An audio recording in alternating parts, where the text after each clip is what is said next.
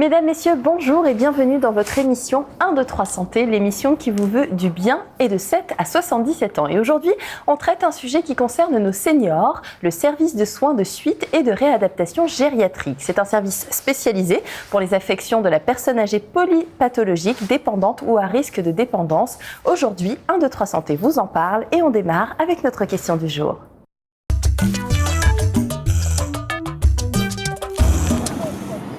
C'est quoi le SSR? Et d'ailleurs, comment fonctionne-t-il?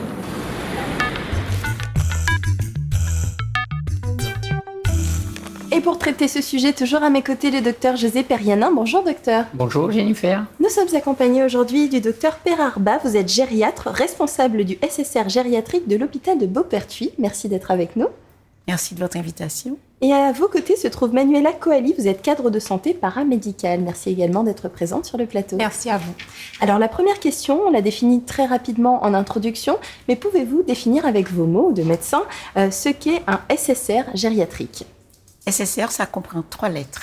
S comme soin, S comme suite, R comme réadaptation. Donc SSR, soin de suite et de réadaptation. Auquel on ajoute parfois la lettre G pour SSR gériatrique, la lettre P pour SSR polyvalent et la lettre A pour SSR addiction. Ce sont les 3 unités de l'hôpital Beauperthuis. D'accord. Aujourd'hui, nous allons parler bien sûr du SSR gériatrique. Alors, qu'est-ce donc? Alors, SSR gériatrique, les établissements SSR, en gros, c'est des établissements d'aval. C'est pour permettre de déemboliser les structures d'amont et de permettre aux patients de faire un parcours adapté. Alors, le patient se retrouve dans une structure adaptée, au bon moment, et avec des professionnels adaptés à ses besoins. Vous avez dit pour désemboliser, donc on entre chez vous à la suite d'un processus aigu qui les a amenés à l'hôpital. Dès que ça va un peu mieux, on peut continuer les soins chez vous. C'est un peu ça. Absolument. Nous accueillons des personnes âgées au décours d'un épisode aigu qui s'est passé en court séjour, mais également à partir du domicile adressé par les médecins traitants pour un rééquilibre, surtout des pathologies chroniques, du type diabète, hypertension, etc., mais également pour des séjours de répit. Donc, il y a trois façons d'arriver en SSR. Quand vous dites répit, vous entendez quand la famille qui est en charge ou les aidants sont épuisés, ce qui arrive assez souvent, pour leur permettre de se refaire un peu, vous accueillez ces personnes-là. Absolument, nous accueillons ces personnes. Justement, ça permet aux familles de retrouver un second souffle et ça permet aux patients, pendant que le patient est chez nous, vous savez que la personne âgée, c'est quelqu'un de fragile, ça nous permet de faire un bilan, de revoir un petit peu et profiter pour le réautonomiser avant le retour à domicile. Alors, c'est dans votre description, on comprend bien que c'est une approche pluridisciplinaire. Qu'est-ce qu'on va retrouver comme accompagnant autour de ces personnes qui rentrent en SSR? Madame Coali. Alors, nous avons toute une équipe pluridisciplinaire, comme vous l'avez dit, qui gravite autour du patient. Nous avons, en dehors de l'équipe médicale et paramédicale qui comporte des soignants, des kinésithérapeutes, des ergothérapeutes, des diététiciens, une podologue, une neuropsychologue. Également, nous avons des psychologues qui peuvent intervenir. Nous avons aussi un éducateur en activité physique qui est adapté à la personne âgée et d'autres intervenants, ainsi que l'assistante sociale qui intervient surtout dans le retour à domicile du patient. Donc ce n'est pas un simple accompagnement, il y a un vrai projet thérapeutique. Tout à fait. Nous avons un projet thérapeutique qui est proposé aux patients suite à l'évaluation gériatrique qui est faite par le médecin. Et à la suite de ça, nous avons des objectifs thérapeutiques qui vont être déclinés. Alors cette évaluation, docteur, en quoi elle consiste? Alors cette évaluation, c'est en fonction de la pathologie du patient, bien sûr. Dans cette évaluation thérapeutique, nous avons 2 volets. D'ailleurs, un vrai projet, un volet thérapeutique qui vise à stabiliser, à consolider, à rééquilibrer et à adapter en raison des changements qui se sont faits à cause de la pathologie qui a décompensé. Et un second volet, qui est un volet de plan d'aide et de soins pour la préparation à la sortie. Et ça, c'est en lien avec le médecin traitant, la famille et les aidants. D'accord. Alors, vous êtes un nécessaire gériatrique, donc essentiellement les personnes âgées, bien sûr, mais ces personnes âgées qui viennent chez vous ont certaines pathologies. Quelles sont les pathologies que vous avez à prendre en charge en soins de suite le plus souvent? Alors, bien sûr, c'est des pathologies en lien avec nos comportements, on va dire, particulièrement l'hypertension, notre consommation excessive de sel, avec comme corollaire l'insuffisance cardiaque et l'hémiplégie parfois, et également les troubles cognitifs, que ce soit du genre Alzheimer ou Parkinson, le diabète, qui est un grand pourvoyeur de perte d'autonomie et dont on sait qui augmente avec le vieillissement, les chutes, qui sont souvent une entrée en perte de dépendance. Voilà. Et éventuellement, on va dire la malnutrition. Il ne faut pas l'oublier. De temps en temps aussi, vous prenez en charge des personnes qui sont traitées ou en cours de traitement par le cancer? Absolument. Ou bien les fractures en soins Les de fractures, les soins, ce sont des patients qui viennent en soins de suite après un épisode aigu, après une opération, justement. Et c'est justement à ces personnes qu'on pense quand on dit qu'il faut adapter à des changements dus à la pathologie qui a décompensé. Vous imaginez bien un patient qui est rentré à l'hôpital avec ses 2 jambes et qu'on a dû amputer. Et que maintenant, une fois l'épisode aigu passé, il se retrouve avec une jambe. Alors maintenant, notre rôle, c'est de lui apprendre à accepter cette perte, parce que c'est une perte, à faire le deuil, à faire le deuil de cette jambe qu'il a perdue, et maintenant, à s'habituer à vivre avec une jambe. Ce n'est pas aussi simple que ça. Il faut le temps et il faut qu'on l'aide. Et c'est là où nous intervenons. Même sans aller aussi loin dans cette situation grave de perte de jambes, imaginons simplement une personne qui a eu une fracture du col du fémur. Ils viennent chez vous pour le réautonomiser, pour le réapprendre à marcher, Absolument. à les remobiliser. Voilà, justement, parce que quand on a une fracture chez une personne jeune, ça va vite, mais il faut se souvenir que nous sommes chez des personnes âgées, qui sont déjà fragiles, qui sont polypathologiques. Et quand on rajoute en plus un problème de fracture, ce n'est pas facile. Donc quand ils sont restés immobilisés, pour le moment, on fait au mieux. Dès la fin de l'intervention, on commence à mobiliser le patient, mais malgré tout, ça prend du temps. Et il faut réautonomiser ce patient. Alors, combien de temps durent les séjours en moyenne? En général, la durée moyenne est de 30 jours, mais ça peut varier en fonction du projet thérapeutique qui est fixé, en fonction des progrès également que réalise le patient, en fonction des différents bilans qui interviennent au niveau des rééducateurs qui vont graviter autour de la prise en charge du patient. Donc, c'est assez variable. Et alors, comment vous gérez le rapport avec la famille, les aidants, les gens qui entourent les patients? Est-ce que c'est comme à l'EHPAD, il y a des heures de visite, etc. Comment ça s'organise tout ça? Alors, effectivement, nous avons des heures de visite. Encore plus maintenant, nous avons la Covid-19 qui nous impose certains protocoles de soins. Par conséquent, les visites sont autorisées sur rendez-vous. Et dans tous les cas, la famille et l'entourage sont toujours mis au centre de la prise en charge. Donc, ils sont accueillis en début d'hospitalisation pour échanger sur les conditions de vie du patient, sur ses besoins, sur leurs besoins à eux aussi, puisque c'est eux qui accompagnent la personne âgée. Et on fait un point avec eux tout au cours de l'hospitalisation sur l'avancée des objectifs thérapeutiques. Chez les personnes âgées, mais surtout après une pathologie aiguë, l'alimentation, la reprise de l'alimentation aussi, c'est une de vos préoccupations. Oui, l'alimentation est la première préoccupation. C'est la clé de la santé. Lien entre tradition, plaisir et vitalité. Donc c'est important. Nous avons une diététicienne qui intervient pour expliquer, pour essayer de gober les idées préconçues et apprendre aux gens à avoir un équilibre alimentaire correct. Et ça se fait sous forme d'éducation thérapeutique.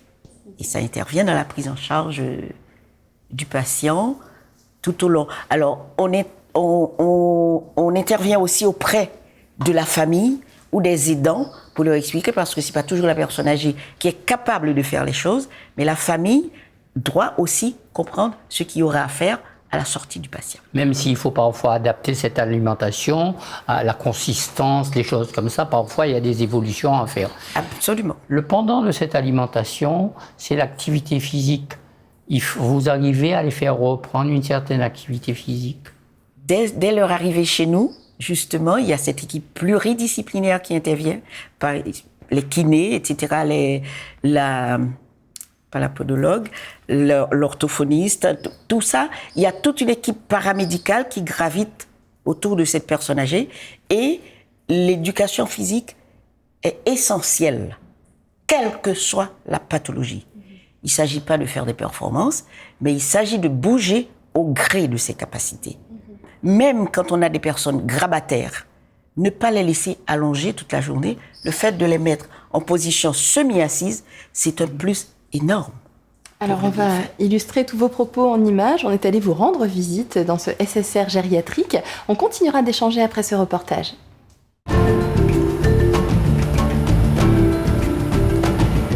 Le centre hospitalier Louis Daniel Beauperthuis est construit en 1953. Il a été inauguré en 1959. C'est un établissement qui avait été construit pour accueillir les patients, les personnes atteintes de la lèpre à la fermeture de la léproserie de la Désirade. Et il porte le nom de Louis Daniel Beauperthuis depuis 1975. C'était un chimiste qui est né à Sainte-Rose. Et actuellement, c'est un établissement de soins de suite et de réadaptation spécialisé en gérontologie, en gériatrie et aussi en addictologie. Nous avons 93 lits et nous avons 72 places et réparties en hospitalisation de jour et 45 places d'hospitalisation à domicile. En termes d'équipement, nous avons des chambres individuelles. La configuration des chambres est la même que ce soit au rez-de-chaussée ou à l'étage. Donc ces chambres individuelles sont dotées de divers équipements tels qu'une rampe à oxygène, un matelas anti-escar, également un lit médicalisé et une table adaptable avec une salle de bain avec des WC adaptés. Nous mettons également à disposition des patients un fauteuil de confort. Nous avons aussi un réfrigérateur et un coffre dans lequel ils vont pouvoir ranger leurs effets personnels. Associés à ces chambres individuelles, nous avons aussi des espaces locaux, tels que la salle de restauration qui est un espace commun aux 2 unités, et également un petit jardin qui sont mis à disposition des patients. Cependant, il est vrai que les personnes âgées préfèrent souvent rester en chambre seule. Ces espaces et ces chambres individuelles nécessitent un bionettoyage strict, puisque nous sommes en milieu hospitalier, et ce bionettoyage est réalisé par une équipe d'agents de service hospitalier. Lorsque le patient arrive au centre hospitalier Louis Daniel Beauperthuis, il arrive déjà au bureau des admissions où il va être accueilli pour assurer son admission administrative. Une fois cette première étape franchie, accompagné par les ambulanciers ainsi que sa famille lorsque la famille est présente, il arrive au niveau du bâtiment F2 où nous sommes actuellement, qui se trouve être le bâtiment de soins. Il passe par une deuxième étape qui est l'accueil au niveau du secrétariat. À ce moment, la secrétaire va finaliser son admission et créer son dossier patient informatisé. Une fois cette deuxième étape franchie, le patient va arriver au niveau du service de soins où il va à ce moment être accueilli par l'infirmière et l'aide-soignant du service qui vont réaliser ce qu'on appelle les soins d'entrée.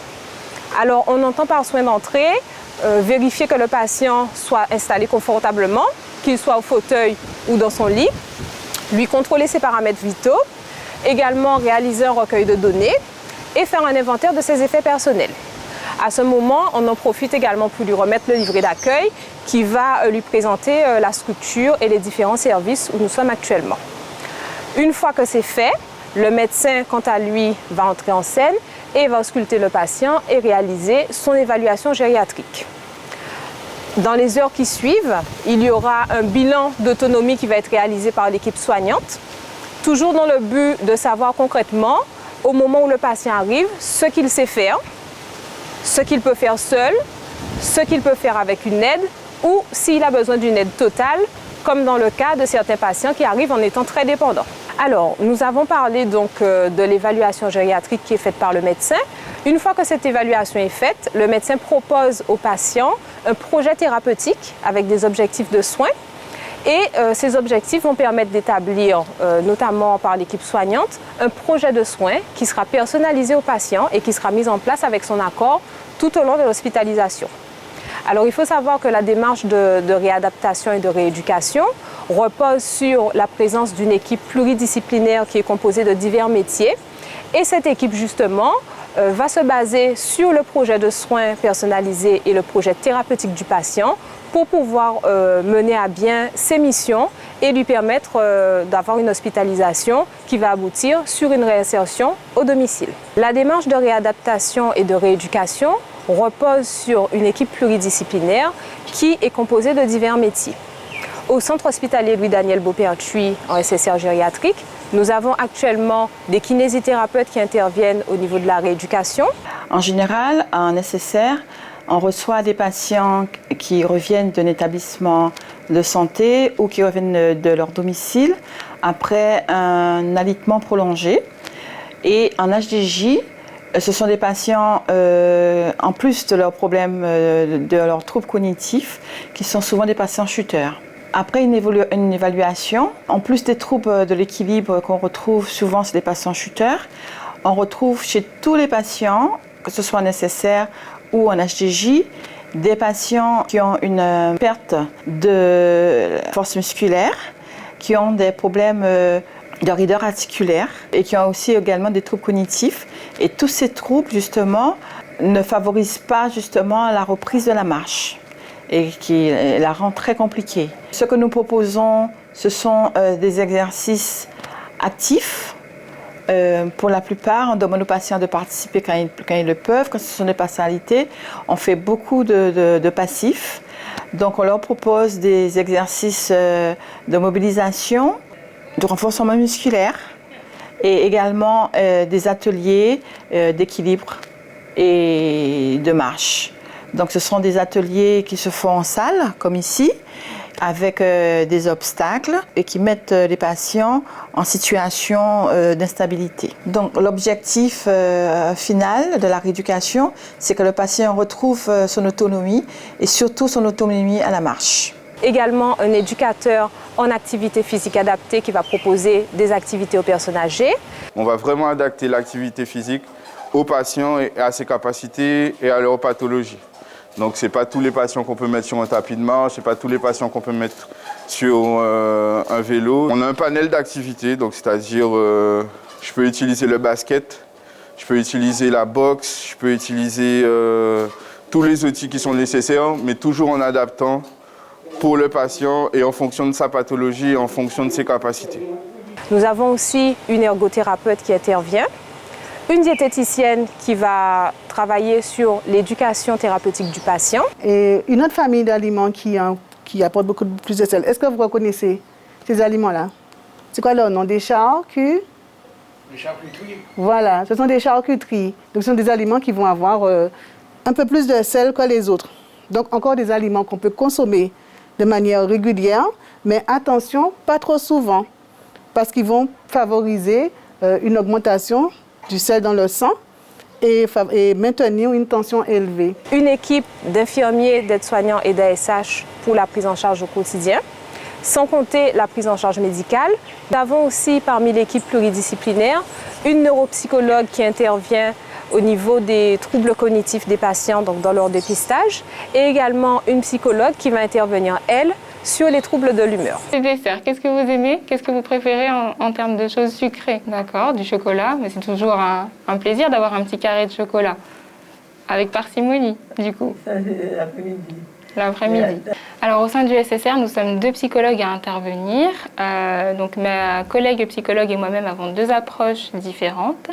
Ma collègue est spécialisée en neuropsychologie, donc elle va être amenée à dépister ou à diagnostiquer des troubles cognitifs, neurologiques. Elle va travailler avec des patients qui peuvent être atteints de maladies neurodégénératives, comme la maladie d'Alzheimer par exemple.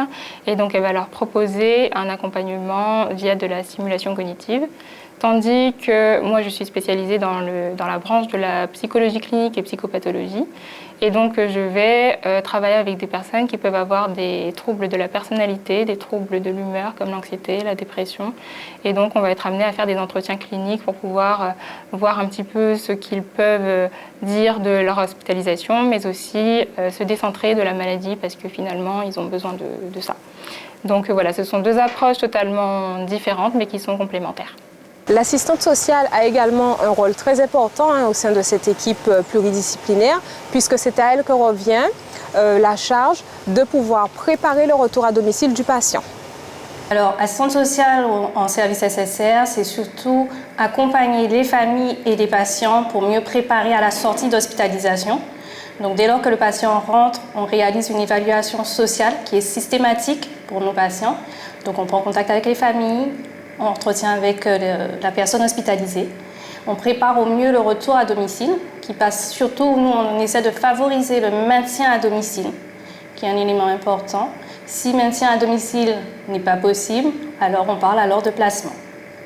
L'hôpital de jour est une structure alternative à l'hospitalisation complète, mais qui peut également être sollicitée en complément de cette hospitalisation complète. C'est une structure qui permet un accueil de jour. Les patients viennent de 8h à 14h et qui est basée également sur des principes de rééducation, de réadaptation du patient et de réinsertion au niveau de son domicile.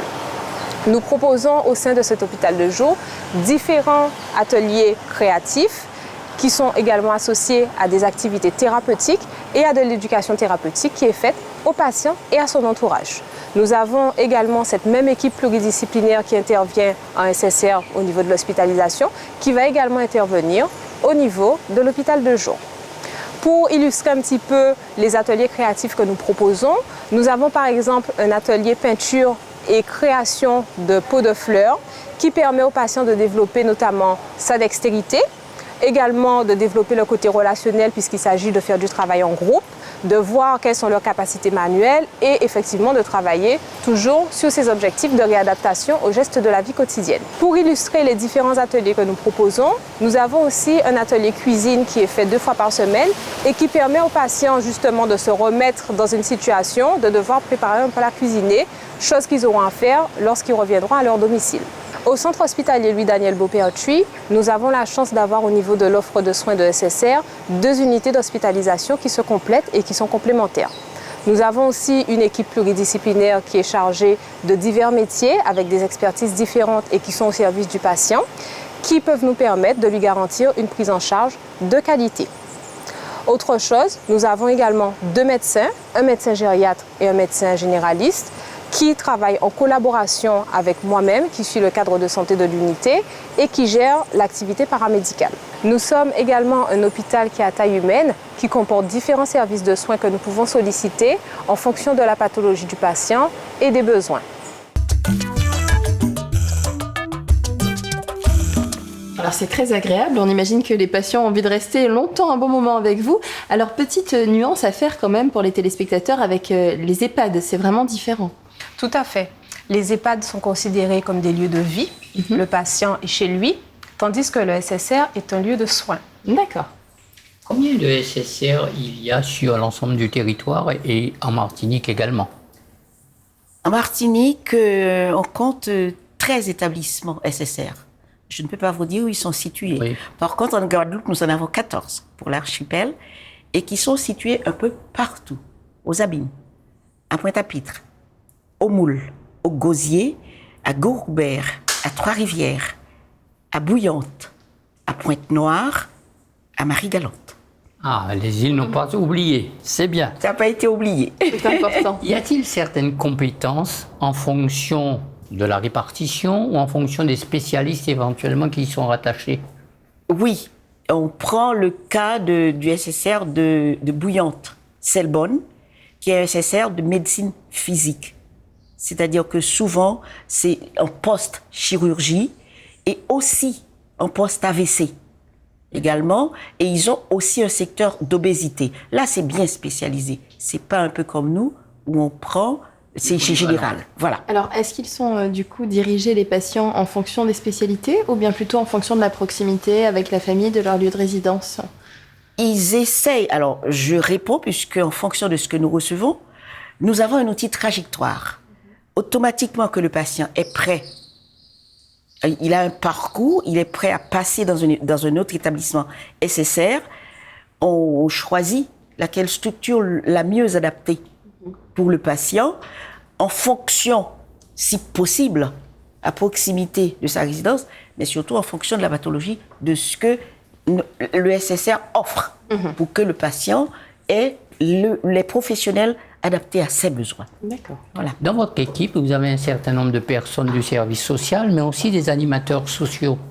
Ils sont aussi importants. Oui, tout à fait. Alors l'assistante sociale, elle a un rôle pivot dans le retour à domicile du patient, puisque c'est elle qui va proposer au médecin un plan d'aide sociale à mettre au domicile ou le réaménagement du logement en fonction des besoins actuels du patient.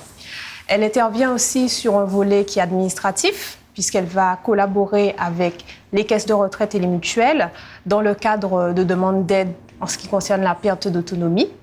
Et également, elle va intervenir sur tout ce qui concerne les mises sous tutelle juridique. Alors, j'ai demandé aussi les animateurs sociaux pour dynamiser un peu ces personnes âgées, pour qu'ils ne s'ennuient pas, qu'ils ne s'isolent pas.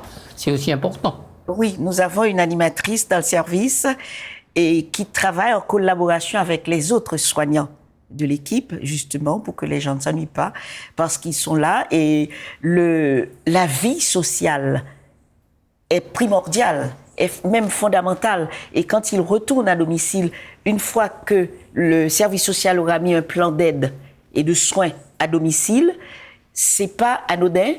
On pense à ces personnes-là quand on met une aide ménagère, une infirmière et un paramédical. Tous ces gens interviennent, bien sûr, pour les soins, mais aussi pour maintenir une certaine vie sociale, parce qu'on sait bien que les familles ne sont pas toujours présentes et que pour éviter l'isolement de ces personnes âgées, source de déprime et d'étiolement.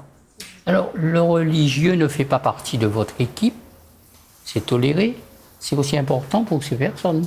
Je laisse à Mme Kouali le soin de répondre. Oui, tout à fait. Le religieux fait partie intégrante de notre société guadeloupéenne et encore plus chez la personne âgée, puisqu'il s'agit de ça. C'est une composante qui est intégrée dans le soin, puisque c'est un besoin fondamental pour la personne âgée d'agir selon ses croyances. Et effectivement, il y a un bénéfice pour le patient, forcément. La personne âgée, d'ailleurs, peut le demander pour son équilibre, mais pas seulement au dernier moment. Non, ça intervient à toutes les étapes de la prise en charge du patient. Et par exemple, tout à l'heure, nous avons parlé de l'importance de l'alimentation. On prend aussi en compte cette composante religieuse dans l'alimentation du patient. Très bien. Et alors, en termes de couverture sociale, vous l'avez brièvement abordé, tout assuré social peut prétendre et peut demander à être placé en SSR a priori. Exactement. Alors, nous avons deux cas de figure. Lorsque le patient est hospitalisé dans le cadre de ce qu'on appelle l'affection longue durée, le séjour est pris en charge à 100% par la sécurité sociale. Il lui reste ce qu'on appelle un reste à charge qui correspond au forfait journalier de 20 €. S'il a une mutuelle, ce forfait journalier sera pris en charge par sa mutuelle. Le second cas de figure, lorsque le patient n'est pas hospitalisé dans le cadre d'une ALD, le séjour est pris en charge à 80% par la sécurité sociale et les 20% restent à sa charge. Très bien. Eh ben, merci beaucoup pour ces éclairages. C'était très précis, très agréable. Merci à vous, chers téléspectateurs, de nous avoir suivis. On se retrouve très bientôt pour une nouvelle émission. D'ici là, prenez soin de vous et on se quitte avec la synthèse en créole. Bien bonjour. Aujourd'hui, nous parlons de service à soins pour grand monde, SSR gériatrique. Docteur Perarba, expliquez-nous qu'un service, c'est un service qui est spécialisé, qui prend en charge des gens malades, les ils sorti l'hôpital. Ça va permettre que les malades là continuent à prendre traitement, que les familles là aussi prennent un petit repos, mais surtout fait une prise en charge qui est globale et éradiquer les malades là avant de retourner à casa. Ils prennent en charge toute qualité malade, qui c'est cardiaque, après opération, cancer ou bien même moun qui trappe Covid long. Ou peut trouver aussi moun qui fait sick, tension et yo ka continuer prise en charge à yo et mise en place et équilibrage à traitement là. En plus des malades, la famille et les aidants ka fait partie des prises en charge là. Ni aussi études à ça yo ka manger, activités sportives que yo ka faire pour malade là en fait peut venir plus autonome et répondre en vie sociale. SSR gériatrique, c'est une prise en charge qui est aussi psychologique et sociale. Ni en équipe monde, docteurs, infirmières, aides-soignants, tout partout en Guadeloupe et même Marie-Galante.